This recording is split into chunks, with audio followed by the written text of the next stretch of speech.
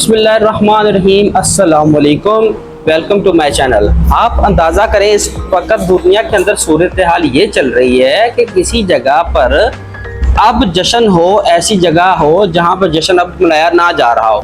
जाहिर सी बात है, हर कोई खुश है क्योंकि ईरान की डील हो चुकी है, लेकिन अमेरिका ने कहा है, डोनाल्ड ट्रंप ने कहा है आज के बाद आपको पैसे भी पे करने पड़ेंगे।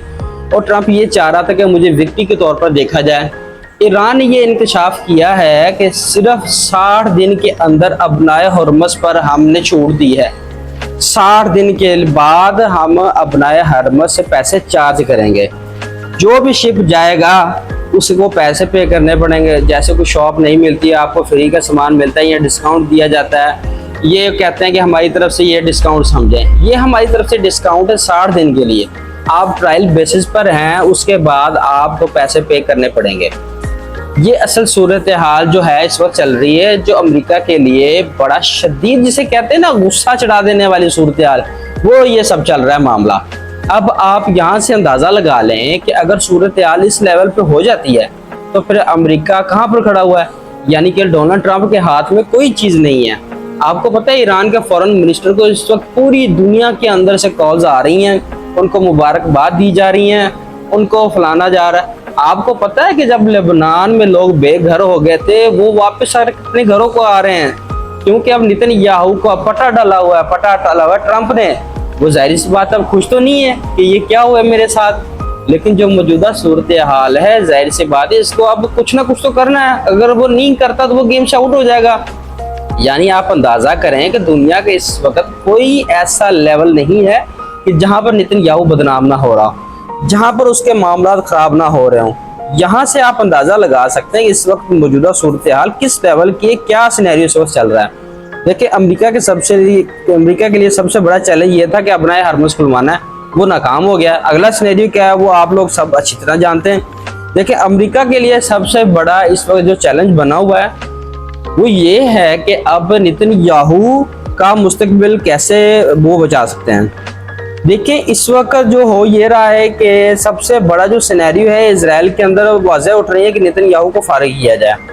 नेतन्याहू जब तक फारिग नहीं होगा तब तक मामला बेहतर नहीं होंगे। सो ये बात आप ज़हन में रखिएगा कि सब सूरत हाल को देख रहे हैं। अब अमेरिका पूरी तरह ट्रैप में आ चुका है। यानी ट्रैप इस सेंस में, जाहिर सी बात है, न्यूक्लियर पर बात 60 दिन के बाद होगी।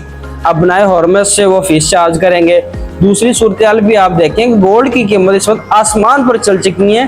ट्रंप ने बड़ी कोशिश की थी कि गोल्ड की कीमत को ट्रंप ने कोशिश की थी कि डाउन करो, लेकिन अब प्रॉब्लम पता क्यों है, जब ऑयल नीचे जाता है तो गोल्ड ऊपर जाता है। उसकी रीजन ये है कि सेव आवर में कुछ ना कुछ तो पैसा डालना है। अब लोगों को पता चल चुका है, आपको याद होगा जंग से पहले गोल्ड बहुत ऊपर जा रहा था, उसको मैनेज किया गया।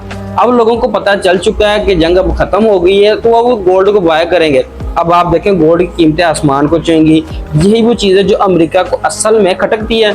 अमेरिका के लिए ये अच्छी चीज़ नहीं है। अमेरिका को जाहिर सी बात है इस बात का गुस्सा होता है कि गोल्ड ऊपर जाता है। जब गोल्ड ऊपर जाता है तो पूरी दुनिया में पैटर्न जो है वो एग्जैक्टली पैटर्न वो चेंज हो जाता है।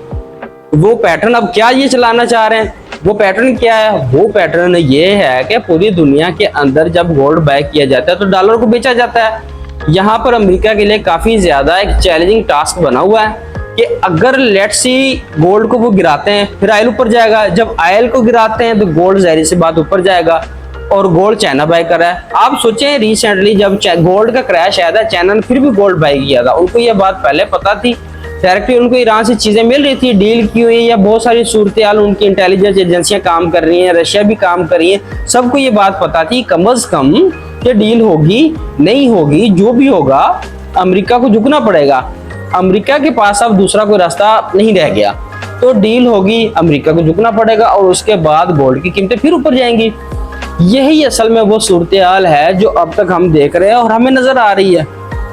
अब ईरान को शिकस्त देने के चक्करों में अमेरिका खुद शिकस्त खा चुका है। अब इसराइल, वो ऑलरेडी आपको पता है कि उनके वजीर क्या कह रहे हैं। वो ये कह रहे हैं कि जी तुमने बेचा है हमको बनाना भी पब्लिक ने और फलाना भी यही है। वो अब पब्लिक के सर पे जो है सारी बात डाल दी है। इसराइल ने अब तक यहाँ तक बात की है कि उन्होंने कहा है कि लेबनान में कब्जे किए गए इलाकों से दस्तबरदार नहीं होंगे, हम ये इलाके नहीं छोड़ेंगे, चाहे जो मर्जी हो जाए, हम ये इलाके नहीं छोड़ेंगे। सो अब अगले मरहले में ईरान के साथ सबकी डील फाइनलाइज होने के लिए जा रही है। ईरान के साथ मामला तय हो रहे हैं कि भाई आज के बाद आपके साथ हमारे क्या ताल्लुकात होंगे, क्या सूरत हाल होगी, यानी किस तरह हम साथ चलेंगे। देखें, अमेरिका के लिए सबसे बड़ा चैलेंज क्या है? सबसे बड़ा चैलेंज ये है कि आस्ते आस्ते अमेरिका को अपने अड्डे भी खत्म करने पड़ेंगे। अब मिसाल के तौर पर अगर अमेरिका को रेडार लेने पड़ेंगे, मिसाइल लेना पड़ेगा, चीजें लेनी पड़ेंगी। ट्रंप जो है वो जितनी उसने बढ़के मारनी थी ट्रंप ने वो मार ली। इन्होंने खासतौर पर अपना यूरेनियम जो है इतना जेर जमीन छुपा दिया कि कोई सिनेरियो सामने नहीं आ रहा। ना अमेरिका यूरेनियम फाइंड आउट कर सका है, ना कोई और काम कर पाया। तो अमेरिका ने बताया क्या करना है सारी की सारी सूरत हाल के अंदर। अब सबसे बड़ा मसला ये है कि जब ये बात की ना ट्रंप का मैदा हम पाबंद नहीं करते, हम जो मर्जी करें।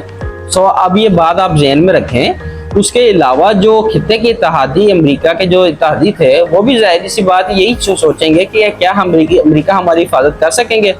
जाहिर सी बात है मुस्तकबिल के अंदर जाहिर बात है सारे चाइना की तरफ जाएंगे, रशिया की तरफ जाएंगे। आहिस्ता आहिस्ता अब रशिया भी ये देखेगा कि उससे पाबंदी हटाई जाए।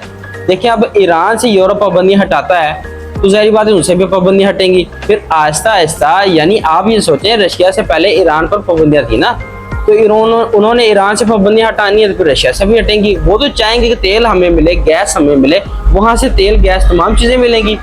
तो बताएं ये सारी सूरत हाल के अंदर क्या यूरोप अपने आप को तबाह होता देखेगा? वो कहेगा नहीं, हमने क्यों तबाह होना है। हम इस पूरे के पूरे खेल में, पूरे सिनेरियो के अंदर अपने लिए वो सामान लेकर आएंगे, वो चीजें लेकर आएंगे जिससे हमारा फायदा हो।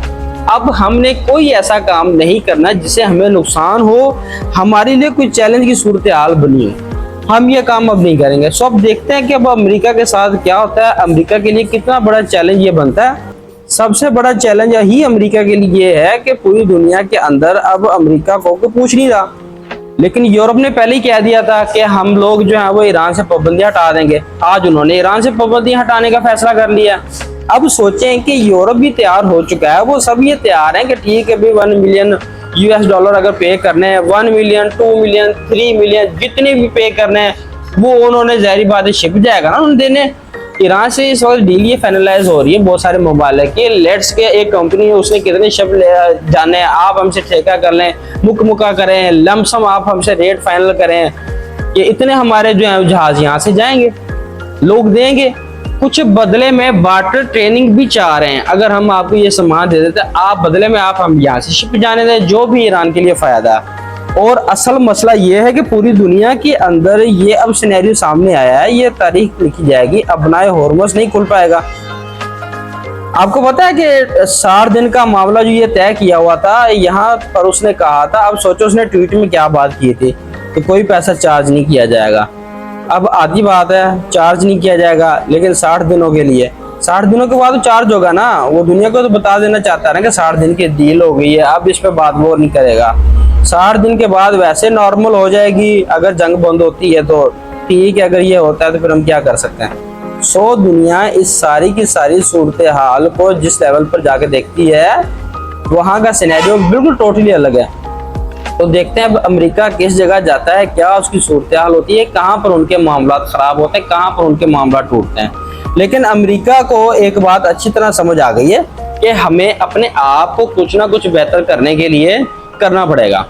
यानी हमें अपने लेवल को ऊपर लेके जाना पड़ेगा, टेक्नोलॉजी को ऊपर लेके जाना पड़ेगा। इस तरह पूरी दुनिया के अंदर हमारा मजाक उड़ता रहेगा, हमें कोई सीरियस नहीं लेगा, लोग हमारी बात सुनने को तैयार नहीं है। और जितना कमजोर आप ये सोच रहे हैं, ट्रंप कहता था ना कि मुझे मिड टर्म इलेक्शन की कोई परवाह नहीं है।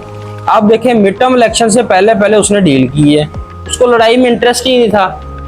मैं आज रात ये कर दूंगा, मैं आज रात वहां पे हमला करूंगा, मैं एटमी बम फेंक दूंगा, मैं सारी तहजीब को खत्म कर दूंगा। ये जब इंसान इस तरह की भड़के मारता है ना, फिर जाहिर सी बात है पूरी दुनिया के अंदर उसका मजाक भी उड़ता है, उसको प्राइस भी पे करनी पड़ती है। इस तरह के जो मामलात होते हैं ना वो आपको हिला कर रख देते हैं कि आप कब तक ये तमाशा करते रहेंगे। लोगों को आपने बताया होता है कि नहीं हम जो है बेहतरी की तरफ जाएंगे, बहुत ज्यादा बेहतर होगा मामला, ये चीजें असल में होती रहती हैं। सो अब अमेरिका को आने वाले वक्त की जो सूरत हाल है उसको भी फेस करना है और देखेगा अमेरिका अब इसराइल के साथ उसके मामलात क्या हैं। बहुत ज़्यादा गर्मी है इसराइल और अमेरिका के दरमियान, बहुत ज़्यादा गर्मी है। उसकी रीज़न ये है कि ट्रंप को असल में जितना इन्होंने ब्लैकमेल किया है, जो भी सूरत हाल है, उसके बावजूद ट्रंप ने अपनी साथ बचानी थी। अमेरिका के अंदर मालूमात ऐसी थी कि लोग सड़कों पर आ सकते हैं। अब ये जंग छिड़ती है, फिर उसके बाद बाबुल मंदब उन्होंने बंद करना था। कितनी सूरत हाल ऐसी थी, कहाँ गया वो जब वो कहते थे हम यमन को सपोर्ट नहीं करेंगे, हम लबनान को सपोर्ट नहीं करेंगे। आपको पता है ईरानी ये सारे ट्रिक्स कहाँ से सीखे? उन्होंने ये अफगानिस्तान के तालिबान से सीखे थे कि जब वो अमेरिका से निगोशिएट कर रहे थे तो उन्होंने भी अपनी शरह से 1 इंच पीछे नहीं हटे और अल्टीमेटली उन्होंने अमेरिका को ही घुटने टेकने पर मजबूर कर दिया। जहां अमेरिका फंसा होता है ना, वहां पे वो घुटने टेक देता है और वो इस तरीके से शर्माता नहीं है। तो आज के लिए इतनी इन्फॉर्मेशन काफ़ी है। मिलते हैं किसी अगली वीडियो में। आज के लिए जो है मुझे दें इजाज़त। मेरा चैनल सब्सक्राइब कीजिएगा, बेल आइकन को प्रेस कीजिएगा, मेरी वीडियो को लाइक कीजिएगा, कमेंट सेक्शन में अपनी राय का इज़हार ज़रूर कीजिएगा। अल्लाह हाफ़िज़।